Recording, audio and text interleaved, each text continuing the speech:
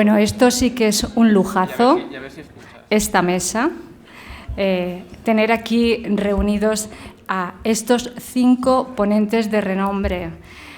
También contamos con la presencia de Vicente Fuentes, que nos ha regalado. Ahí lo tenéis.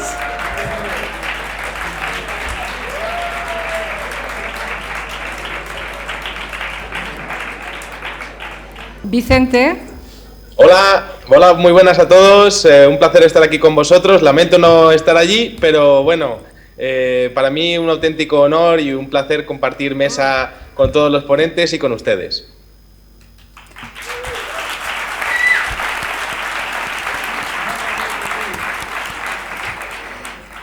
Yo estaba diciéndole a Vicente que tanto su ponencia como la ponencia de aquí de todos los ponentes ha sido todo un éxito y que, bueno, una vez más estamos muy contentos y orgullosos de tenerlos aquí porque notamos que estos temas verdaderamente son de interés, así que mejor que vosotros ahora toméis el micrófono y hagáis las preguntas que deseéis aquí a los ponentes. Esta es una oportunidad de oro, así que haced muchas fotos y preguntad muchísimo. Vicente también estará aquí para responder a todas vuestras preguntas. Así que ahora es vuestro turno. Gracias. Bueno, ante todo, darle las gracias porque ha sido un día estupendo, maravilloso y la verdad es que hemos aprendido muchísimo.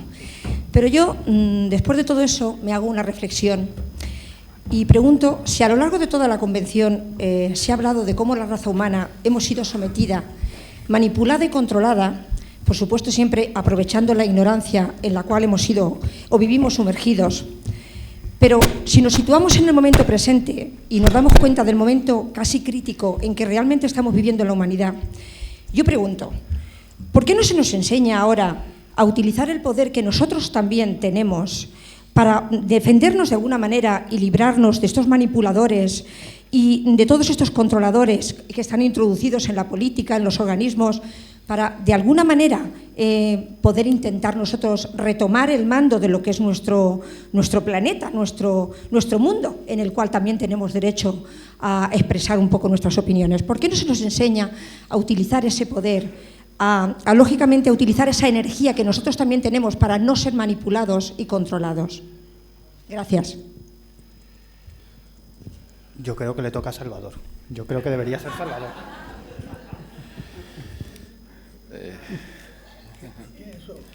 Bueno, dirigir las preguntas porque si no nos desconcertamos un poco aquí. Que digan a quién se lo preguntan y que distribuyan las preguntas. ¿Eso era para mí? Claro. Yo creo que sí. Pues muy bien. Porque es lo que tratamos de hacer nosotros. Lo que pasa es que este mundo está gobernado por bribones, ¿verdad? Porque los que gobiernan en el mundo están colocados aquí por ellos, ¿entiendes? Muchos de ellos son de línea de sangre, aunque sean, qué sé yo, rarísimos por ahí, no. Tienen un pedigrí que muy específico. Y si no, les voy a poner un ejemplo nada más. ¿Cómo es posible los americanos, que hasta hace unos años, ¿verdad? Un WASP en inglés es avispa, pero WASP era W-A-S-P, White, Anglo-Saxon, Protestant. Un perfecto norteamericano era blanco, anglosajón y protestante. Y resulta que han elegido a Obama, que ni es blanco, ni es anglosajón, ni es protestante. ¿Cómo es posible que los americanos se hayan dejado engatusar? Porque los que mandan tienen un control bestial sobre nosotros, ¿verdad? Ni nos damos cuenta de eso. Pero poco a poco se va haciendo. Todos los que estamos aquí tratamos de hacer eso. Lo que pasa es que los que gobiernan son unos desgraciados que quieren seguir robando, nada más. Esa es mi contestación.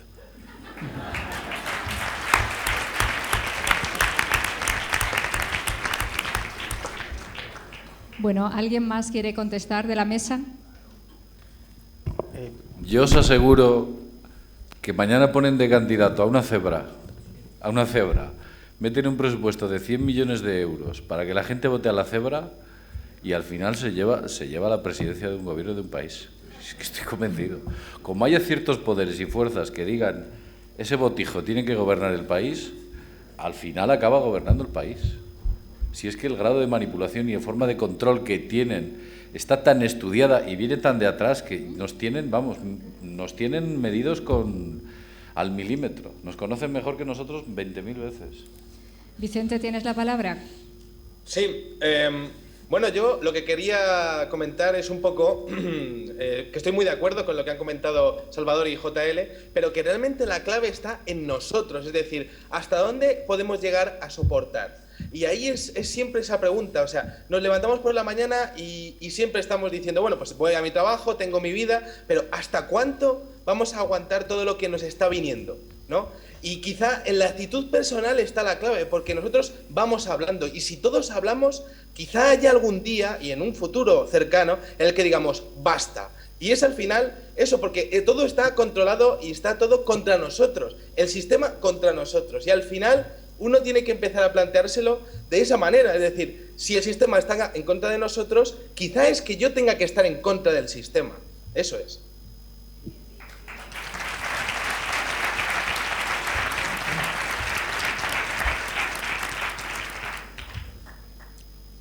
Ten cuidado que aunque estés en cámara te vas a la cárcel, como te pasa.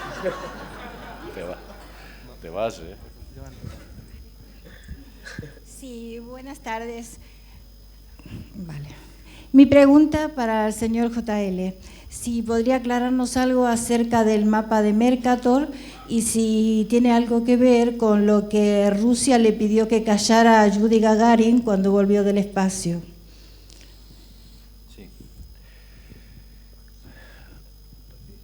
Voy a contar brevemente la cuestión del mapa de Mercator. Mercator era un comerciante, un cartógrafo, que era un hombre bueno, muy diversificado. Y pues se dedicaba a trabajar por la cartografía naval. Básicamente hacía mapas de todo el mundo conocido. Y de repente un buen día Mercator se pone a hacer un mapa extrañísimo en el cual se presenta el polo de la Tierra, el polo norte creo que era concretamente. Y en ese polo efectivamente aparece como una especie de oquedad distribuido por 4 tierras que van una serie de ríos, algo muy extraño. El Mercator, que era un hombre que tenía una gran reputación, no creemos que se pusiera a hacer este tipo de cosas pues de una manera casual.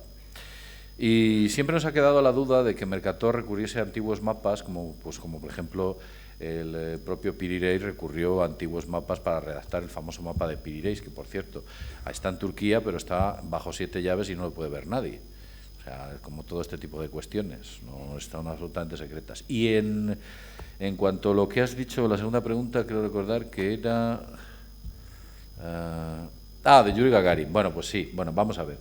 Efectivamente, los astronautas se ha podido demostrar que cuando van al espacio son gente que está muy bien adiestrada. Son militares en muchas de las ocasiones. Y yo te contaré una breve anécdota de cómo esta gente está tan controlada que Clark McLennan, que era un operario de consola, y esto lo he contado alguna vez, aunque no lo hayáis oído en vídeo, porque McLennan me prohibió que lo contara, como suena, os contaré lo que ocurrió. Clark McLennan era un operario de consola de la NASA. Sus consolas, siguiendo la evolución concretamente me parece que era el Endeavour, uno de los transbordadores. Este hombre llevaba desde los años 60, estuvo en el proyecto Mercury, Apolo, en todos los proyectos, y conocía a un montón de astronautas a lo largo de la historia. Era un veterano de la NASA y ahí estaba trabajando. Pues cuenta McLennan que un día estaba por la noche y vio claramente cómo 2 astronautas, un hombre y una mujer, estaban en la bodega, lo vio con la cámara de la bodega del Endeavour, tenía una cámara trasera, estaba en la bodega hablando estos 2 astronautas con un tercer astronauta que iba con un traje enfundado de negro, muy ajustado, que llevaba casco, muy alto. McLennan cuenta cómo este otro astronauta que iba de negro, altísimo y con el traje ajustado, les estaba echando una bronca a los astronautas, pero tremenda. No oía, pero veía los espasmos y aspavientos que hacía el astronauta que iba de negro. Y él empezó a compartir esta escena. Él habla además de otro extraño aparato negro, parecido a una especie de avión con forma de ala delta, que había cerca del Endeavour. Él se le ocurre contar esta experiencia a compañeros suyos, y al cabo de 2 semanas le llaman de Recursos Humanos y le dicen que se tiene que ir a la calle por haber falsificado una serie de datos personales que obraban en poder de la NASA y que supuestamente los había falsificado hace 30 años. Bueno, imaginaos qué excusa más buena. Y este hombre acaba en la calle. Esto lo cuenta un periodista peruano. Yo me hago eco, lo cuento en Mundo Desconocido a través, y él se entera McLennan que lo estoy contando en Mundo Desconocido y retira mi autorización para que yo pueda contarlo. Hay un audio todavía por ahí que a lo mejor circula, pero yo tuve que retirar aquel audio explicando punto por punto qué es lo que le había ocurrido a Clark McLennan. Fijaos el conocimiento y la selección de los astronautas y aquello que saben y lo que no saben. Esa gente, bueno, pues tiene un conocimiento muy por encima de lo que nosotros pensamos de lo que ocurre ahí arriba. Prueba de ello que algunos astronautas cuando bajan, incluso la mujer aquella que intenta contar aquella experiencia y se desmaya, se vuelve a levantar, intenta contar la experiencia ovni que había visto y se vuelve a desmayar, como que son gente que bueno, está por encima del conocimiento del común de los mortales. Olvidaos que los astronautas hablen. De hecho, se le ha visto al propio... El primer hombre que pisó la Luna fue... Estoy hoy muy bien. Yuri Gagarin, no, ese fue el que llegó, Neil Armstrong. Neil Armstrong pegando a una persona que le pidió que por la Biblia jurase que había llegado a la Luna. Y entonces se enfadó y le pegó en un hotel. Le dijo, yo no tengo que jurar ante la Biblia nada. ¡Pamba! Y le pegó una paliza. Hay escenas grabadas, ¿no? Porque, claro, había serias dudas sobre la cuestión lunar. Con lo cual, os digo que las versiones de los astronautas, pues es como una especie de versión Disney, ¿vale? Os lo cuentan, pero ahí está. Yo trabajé en Televisión Española hace muchos años, acabo, no quiero copar el tiempo. Trabajé en Televisión Española hace muchos años, años 88. En el año 88 me cuentan de producción que habían llegado unas imágenes de Rusia cuando cae Rusia, en las cuales se ve una base subterránea llena de submarinos inmensos, todos llenos de rumbre, y en mitad de todos esos submarinos un gigantesco platillo volante en un estado de conservación perfecto. Esas escenas llegan a Torre España, y allí estuvieron, y nunca Torre España se decidió a emitirlas. ¿Por qué? Y os aseguro que la persona que me lo contó, vamos, era de total confianza, era el jefe de seguridad, no sé si decir estas cosas, pero bueno, me lo contó una persona de total confianza, en su día.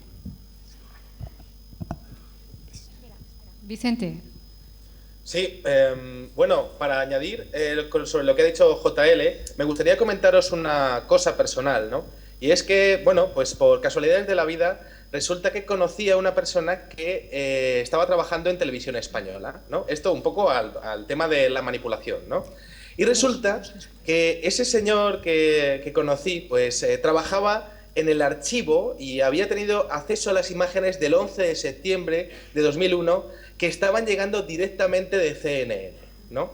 Entonces es muy curioso porque este hombre me comentó que no podía decir quién era él, es decir, no podía decir su nombre, pero sí que me podía decir que las imágenes de todo lo que ocurrió, porque las cámaras estuvieron enfocando en los mismos sitios durante horas y horas, bueno, pues esas imágenes hubo una orden para que no se emitiesen jamás. Y esto viene al caso, por ejemplo, de algunas de las investigaciones que he hecho, junto con algunos ponentes de aquí, de esta misma mesa, sobre los ovnis que aparecieron también aquel día, ¿no? Entonces, para que os deis cuenta un poco de la gravedad del asunto, de lo controlado que está todo el tema y de que hay gente que está no solo preparada, lo que habíamos dicho del tema de los astronautas también, ¿no? Sino que a todos los niveles de comunicación hay un control absoluto de toda la información que le llega a la población. Y es que eso es así, porque al final a nosotros lo que nos llega es pues el día a día, ¿no?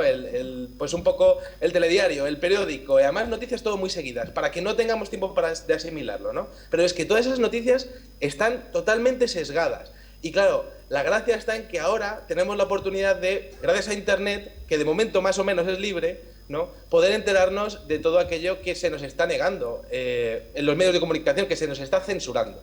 Eso es lo que quería decir.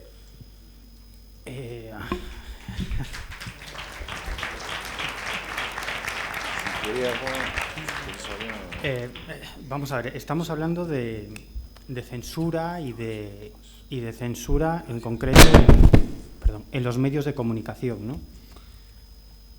A veces lo que ocurre es que más que censura, lo que hay es autocensura. Eso es muy común en determinados medios de comunicación, porque uno piensa que si no va por la línea correcta, al final, pues bueno, lo puede pagar de alguna manera o alguien lo puede mirar mal, ¿no? Pero lo cierto es que hoy en día estamos viviendo una época tan convulsa que yo creo que hace mucho tiempo que no pasa algo como lo que está ocurriendo en la actualidad, y es que grandes medios de comunicación están publicando informaciones que hasta hace unos años sería absolutamente impensable. Eso por un lado. ¿Por qué? Porque los medios de comunicación no dejan de ser empresas, también viven de su cuenta de resultados, ¿no? Y quizás hasta hace unos años funcionaba lo de la información oficialista, pero ya no, porque yo creo que con la crisis económica todos estamos viendo de manera muy clara que las cosas no eran como nos las habían contado, ¿no? Y cada vez más medios de comunicación generalistas están apostando por otro tipo de gente y otro tipo de información más comprometida, es decir, hay que decirlo todo. Por otro lado, actualmente es muy difícil guardar un secreto, ¿no? Tiene razón Vicente Fuentes cuando dice que si nosotros lo único que hacemos es leer un gran periódico o ver los informativos de media hora de un gran canal de televisión, pues lo que nos llegará muy probablemente será determinada información sesgada. Pero sesgada no porque los que estén detrás de esos medios sean gente mala, malísima, sino que un informativo es media hora en donde tú tienes que contar cosas que están sucediendo, pero no puedes ahondar en ese tipo de sucesos, en ese tipo de informaciones. Y la clave está en ahondar, si no te quedas en la superficie y en el fondo transmites lo que otros quieren que transmites. Pero hoy en día hay infinidad de medios de comunicación, algunos más especializados, otros medios especializados, hay blogs, hay páginas de internet, hay Twitter, es decir, si vosotros tenéis Twitter y sois seguidores de Obama, os enteraréis al mismo tiempo que el jefe de informativos de un gran canal de televisión lo que va a decir Obama en su próxima declaración pública, ¿no? Es decir, que actualmente es muy difícil guardar secretos y además, como toda la información está a golpe de clic, uno, si hace el esfuerzo de buscar información en diferentes fuentes y comparar, suele llegar a la verdad. Los agentes de inteligencia suelen decir que la verdadera información, la información donde está la clave de todo, se llama fuentes abiertas, es decir, no es el secreto, son fuentes abiertas a las que todo el mundo puede acceder, pero lo que hace falta es capacidad de análisis y capacidad de esfuerzo. Todos vosotros, cualquiera de vosotros, puede llegar a la verdad de cualquier información. ¿Qué es lo que ocurre? Es lo que decía también Vicente, ¿no? Que esto exige tiempo y esfuerzo. Si nosotros hacemos una búsqueda en Google y nos conformamos con lo primero que nos indexa Google, la primera página, bueno, no hallaremos gran información, pero si buceamos, buscamos información de libros, nos vamos a hemerotecas, al final llegaremos a una conclusión sobre una determinada información. Entonces, también, y esto es una pequeña crítica, a veces no nos quejemos tanto, busquemos la información que está ahí, somos lo suficientemente inteligentes para buscarla, saber la verdad y démosla a conocer, porque hoy en día, con Internet, con los blogs, cualquiera puede publicar una información y participar en este proceso de dar a conocer la verdad, ¿no? Por lo tanto, y hay muchísimos medios y programas de radio y de televisión en los que se habla de asuntos fascinantes, asuntos muy políticamente incorrectos y que incluso van contra el poder. En Cuarto Milenio está habiendo debates de todo tipo sobre temas que antes serían impensables, programas de radio como Espacio en Blanco, como La Rosa de los Vientos, revistas como la que yo trabajo, como Año Cero, ¿no? Que publicamos cosas que difícilmente puede publicar algún otro medio de comunicación, ¿no? Hay blogs, hay webs, hay muchas cosas, ¿no? Es decir, la información está ahí, solamente hay que hacer el esfuerzo de buscarla y analizarla.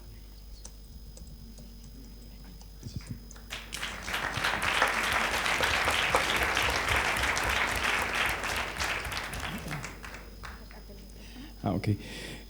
Antes que nada, agradecerles a todos los ponentes por el privilegio de tenerlos aquí, agradecerles su trabajo y de parte de México y de todos sus fans, pues un abrazo fraterno y agradecerles por el trabajo que están haciendo y que no desfallezcan porque su labor es importante y en México tienen muchísimos fans.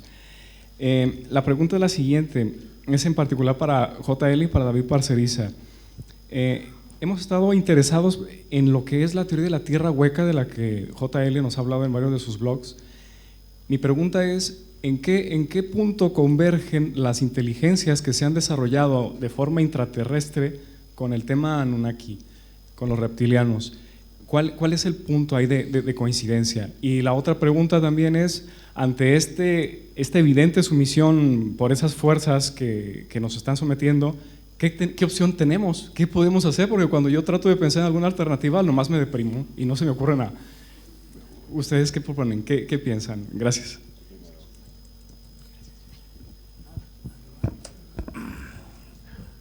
Bueno, vamos a ver. En primer lugar, efectivamente, la teoría de la Tierra hueca ahí está. Yo la he propuesto como alternativa en base a una serie de pruebas, más o menos que hay, que aparentemente se van ampliando. ¿Quién está dentro de la Tierra hueca? Pues, como sabéis, tenemos que recurrir a leyendas y a antiguos conocimientos que hablan del Hiperbórea, hablan de la ciudad del arco iris, hablan de sitios parecidos. Entonces, centrar ese tipo de especulaciones sobre quién puede habitar la Tierra hueca es un poco demasiado arriesgado, y vincularlo con la teoría Anunnaki, pues también. Si bien es cierto que hace tiempo vinculé la idea de que posiblemente dentro de la Tierra hueca pudiese habitar esa facción reptil que nos gobierna. Y cuando digo esto, lo digo ¿por qué? Porque los reptiles estuvieron 25 millones de años más que los mamíferos en la Tierra, evolucionando. Con lo cual tuvieron tiempo no para ver una evolución humana, sino para ver 4. Y sin embargo, esos reptiles no están en ningún sitio. ¿Dónde se han ido? No dejaron de evolucionar así, misteriosamente. Y llega el hombre, el mamífero, crece, les supera y luego les domina. Pues no lo sé. Lo cierto es que si realmente existe una tierra hueca, si realmente están habitadas, la cultura que debe vivir dentro es la que ha sobrevivido, porque la que vive fuera está al auspicio de los elementos cósmicos. Grandes satélites, grandes meteoritos que caigan, emergencias solares que destruyan civilizaciones, o véase cualquier otro tipo de cataclismo que pueda venir de la desestabilización planetaria. ¿Dónde vive el huevo? ¿Dónde vive el polluelo? ¿Fuera del huevo o dentro del huevo? Es donde está protegido, ¿no? Pues esto es lo mismo. Con lo cual ya entramos dentro de una teoría muy compleja, muy extensa, en la cual todo son especulaciones e ideas que las estamos conectando un poco sin saber, pero si bien es cierto que efectivamente los reptiles estuvieron 25 millones de años y que la Tierra es hueca, pues es posible, en base a pruebas circunstanciales y pruebas materiales que han demostrado algunas personas que allí han estado. Y bueno, por mi parte nada más, si tiene algo que decir. Yo creo que deben quitarse de la cabeza la Tierra hueca, como si fuera un balón hueco y no hay nada, ¿no? Como les dije, la masa de la Tierra, hay 7.000 kilómetros hasta el centro de la Tierra. Primero, yo sí no creo, en eso obedezco, no, hay que seguir a la ciencia, que el centro de la Tierra, no, el centro de la Tierra está como dice la ciencia, está todavía incandescente. Pero la Tierra hueca yo la concibo con grandes, como un queso gruyere, con unos huecos enormes, y de hecho gente como Juan Morris, al cual nosotros hemos conocido, ha estado en esas cosas. Y Juan Morris no es un tipo que, no, Juan Morris, yo me he pasado con él en los Andes y me contaba las cosas que él había vivido allí. Él era un hombre que conocíamos en su psicología y por ahí. Y las cosas que trajo de allá, que de la famosa Cueva de los Tallos, que la Cueva de los Tallos no era lo que les dice a la gente, porque lo que él vio no estaba en la Cueva de los Tallos. De modo que imagínense la Tierra como un balón que no hay nada, porque eso no puede ser así, sino grandes, enormes, gigantescos huecos, en 7.000 kilómetros, ¿verdad? Y si ponen el diámetro entero, son 16.000 o 15.000 kilómetros, miren, se pueden haber ahí salones y túneles y todas las cosas. Y eso es lo que dicen, lo que dicen muchos de los que han estado. A mí Krista Tilton me decía que veía unas filas, unos túneles con todas cunitas, muchísimas, y que se perdía la vista. Y allí tenían unos niños pequeños allí, todos metidos en algunas. Eso era una. Y otra me dice que ya estaban más grandes y vienen y se le pegan a las faldas porque dice que son muy, muy cariñosos, de una raza completamente diferente. En cuanto a los lagartos, léanse lo que tengan en este libro, lo que dice Moulton, ¿cómo se llama? Moulton Hill. Linda. Linda Howe. Sí, y esa es una mujer serísima, no escribe tonterías. Los libros de ella son de oro todas. Lo que ella cuenta tremendo en Orlando, en lo que ella vio, 2 tremendos lagartones más altos que los hombres, con un rabo tremendo, cómo los violaron a los 2, los tuvieron ahí toda la noche y cómo estaban dentro del platillo a los cuales ellos subieron los cuentos de pe a pa. Y como eso, pues hay 40.000, ¿verdad? Miren, la realidad es mucho más grande de lo que podemos imaginar de las cosas que han pasado, porque es cierto lo que dice, son millones de años. Nuestra raza tiene pues 10.000 años por ahí, antes de eso otras cosas. Los gigantes, por ejemplo, antes creíamos que los gigantes eran una cosa, están apareciendo, hay un gigante famoso de Ecuador que está en un museo de Suiza que tiene no sé cuántos por ahí, cuántos años. Y si vamos a la Biblia, en la Biblia te da las medidas de los Refaim, que era una raza con la cual los hebreos tuvieron que pelear, pero eran tan grandes que no podían con ellos. Y tiene la curiosa detalle en la Biblia de dar las medidas de la cama del rey de los Refaim. Y lo bueno es que la da en codos. Y un codo en todas las cosas, un poco más, ¿no? Tenía más de 3 metros el señorito aquel. Y eso lo dice la Santa Biblia, ¿verdad? Y todo el pueblo era así. Nada más.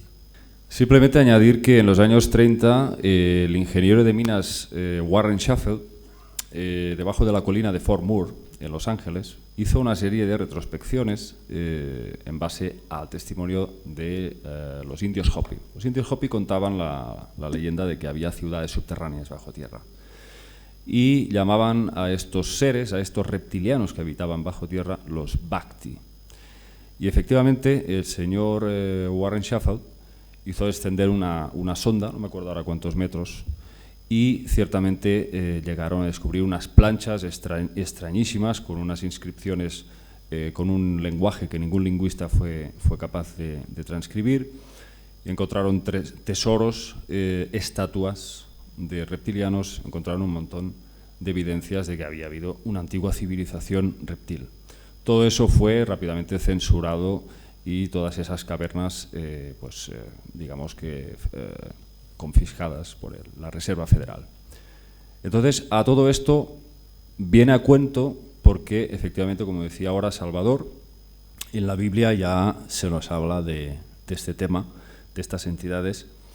Y en especial en el libro de Enoc se habla incluso se dice el número exacto de entidades llamadas los ángeles caídos. 200 en total, 200 de ellos, y da los nombres de los principales que lideraban estos ejércitos, estas legiones, de los que se habían rebelado contra el mando superior, que sería el mando de Enlil Yahvé. Entonces estos seres, efectivamente, incluso en otros textos hebreos se habla de que fueron capturados por haberse rebelado contra el Señor, capturados, detenidos y finalmente algo así como rechazados hacia una especie de zona muerta, una especie de cárcel dimensional, porque no hay otra forma de decirlo. Habla de el inframundo. Son condenados, confiscados a una especie de zona muerta. Entonces, a partir de aquí podemos hacer muchas teorías. Podemos hablar de portales dimensionales que quizás son factibles, es factible que se puedan abrir en determinadas zonas ventana de la Tierra. Y de aquí pues podríamos hablar de por qué en ciertos lugares del mundo están las pirámides, está Chichén Itzá, están los grandes templos de la antigüedad. Todo parece obedecer a unas zonas ventana, o unas zonas de una gran fuerza telúrica, y de esto habla también el físico Nassim Haramein, que habla de que cada uno de los planetas, incluyendo el Sol, son nada más y nada menos que agujeros negros que pueden conducirnos hacia otros multiuniversos. Que efectivamente hay una tierra hueca, hay civilizaciones dentro, es muy posible, pero también que esta misma tierra interna contenga algún tipo de energía que favorezca la entrada hacia otros mundos. Eso también creo que no es desestimable. A ver, Vicente, tienes algo que añadir, ¿no? Sí, muy brevemente comentarles que, además de todo lo que han comentado mis compañeros, que estoy muy de acuerdo, ¿no? Al hilo de lo que decía David, todos podemos comprobar cómo en los mapas del gobierno norteamericano o los principales programas de búsqueda por Internet, los polos de la Tierra están censurados. Los polos de Marte también, los de la Luna también. Es algo que realmente se quiere ocultar todo lo que hay allí porque es secreto de Estado, ¿no? Entonces eso ya sería una prueba, pues evidentemente, de que el poder no quiere que conozcamos qué es lo que ocurre, ¿no? Además de eso, la NASA también ha fotografiado algunas tomas, han salido algunas tomas de Saturno con un hexágono en el polo norte, ¿no? Entonces es muy curioso porque, por ejemplo, Richard Hoagland habla de que cada planeta, un poco también al hilo de lo que decía David Parcerisa, podría ser una puerta hiperdimensional, con una física hiperdimensional como una entrada a otros universos, a otras realidades, o incluso como puerta hacia otros lugares del universo, ¿no? Y es posible que que esas puertas estén en los polos.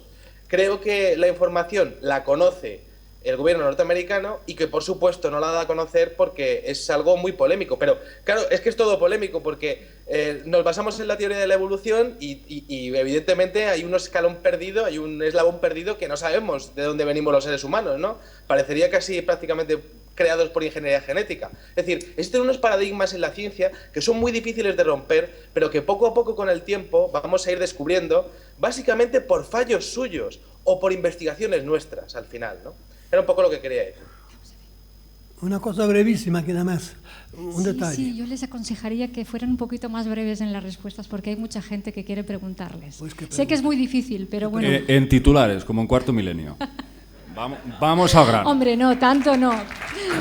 Se pueden explayar un poquito más, pero vamos avanzando porque, claro, el tiempo apremia. Hola, muy buenas. Yo quería hacer una pregunta sobre Chernobyl, ¿vale? Se cumplirán dentro de 2 años los 30 años a los cuales se dio caducidad el sarcófago que se creó gracias a personas humanas para retener, digamos, la radiación, ¿vale? Y no sé si tenéis alguna información de esto, si os ha llegado. Yo no sé nada de eso.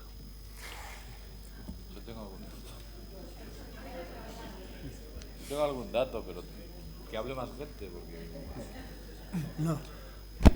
No sé.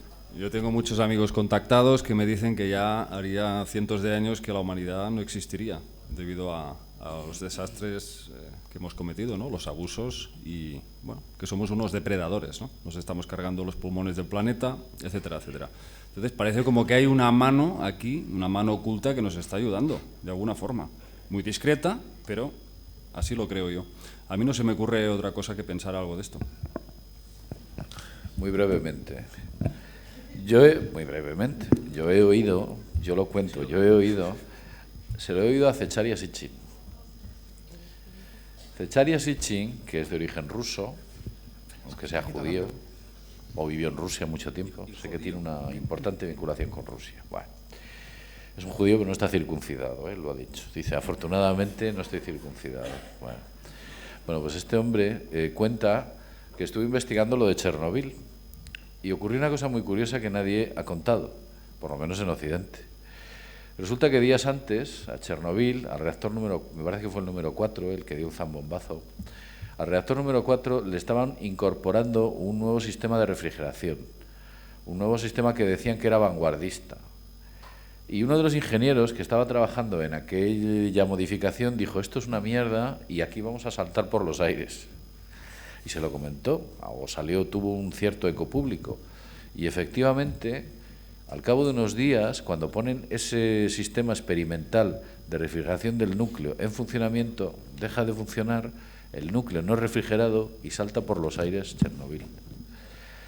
Y hay gente que dice y asegura que hubo fuertes presiones por parte del gobierno de la antigua Unión Soviética en poner aquel reactor en funcionamiento con el sistema de refrigeración defectuoso. Con lo cual, siempre nos queda la duda de que esto lo cuenta Zecharia Sitchin, yo puedo colgar en la web las referencias de él, cómo lo cuenta, de por qué lo cuenta y cómo se moja, ¿no?, a este nivel, diciendo que lo que había ocurrido en Chernóbil era un auténtico fraude, todo era todo un engaño, y si gran parte de los eventos de la humanidad están programados por estas entidades. Y es solamente al hilo de lo de Chernóbil, que tenía una tapa 20, me parece que pesaba 20 toneladas o algo así, o 2.000 toneladas, una barbaridad, y saltó por los aires como que descortes una botella de champán, una cosa impresionante. Y bueno, pues que al final, ¿quién es el que padece el problema? Pues la herramienta, que somos el ser humano, como decía, bueno, pues en aquellas palabras, el famoso esclavo, bueno, pues aquel esclavo que no recuerdo el nombre, joder, tengo un día glorioso, Espartaco decía, cuando hablaba de los esclavos, los romanos los llamaban la herramienta. Pues ¿quién te paga el pato? Pues la herramienta, que somos nosotros, como siempre. Hola, buenas tardes. Yo quería hacerle una pregunta a Salvador en referencia a qué fuente tiene sobre las informaciones buenas que ha dicho que tenía de contactos con los gobiernos. O sea, usted había dicho que tenía información de que había ciertos contactos de seres buenos que tenían con los gobiernos o con estas personas que nos gobiernan. ¿A qué fuente? ¿De dónde le viene esa fuente? Esa es una. Y otra es una reflexión que hago también al hilo de su ponencia, y es propia, que estamos muy perdidos en este tema, de quiénes nos gobiernan, de a qué nos cogemos. Lo que yo pienso es que si hay alguien, creador, como ha dicho usted, el Padre, el Todopoderoso, está claro que estará de parte del bien. Y supongo que debemos de aferrarnos a eso, de que el bien, aunque sea más difícil y un poquito más laborioso de trabajar, siempre que lo hagamos prevalecerá sobre el mal. Simplemente eso. Gracias.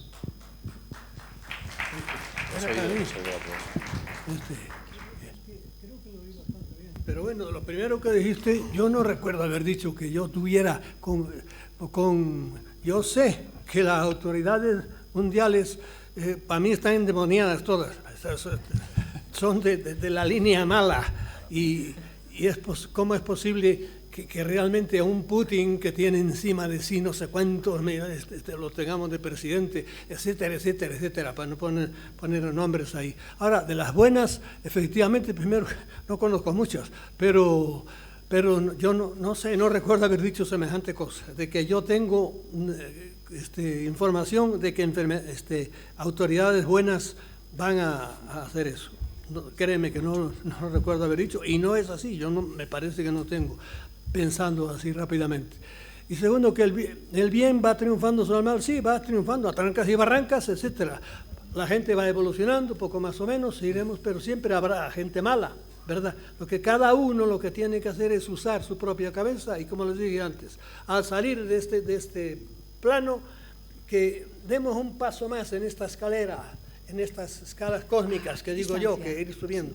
Y la gente que no aprovecha el espacio para vivir en la Tierra, pues probablemente yo en eso soy muy oriental, hay que repetir, y karma y el efecto de las malas acciones en algún sitio, porque si no es terrible ser un canalla aquí en la gente y de repente de rositas, como le está pasando ahora a tanto ladrón de cajas y de bancos y por ahí, que se van de rositas porque no funciona. Yo espero que la justicia universal de Dios funcione, ¿verdad?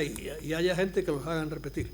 Mis ideas son muy elementales, yo no soy tan sabio como son elementales, y con eso me contento.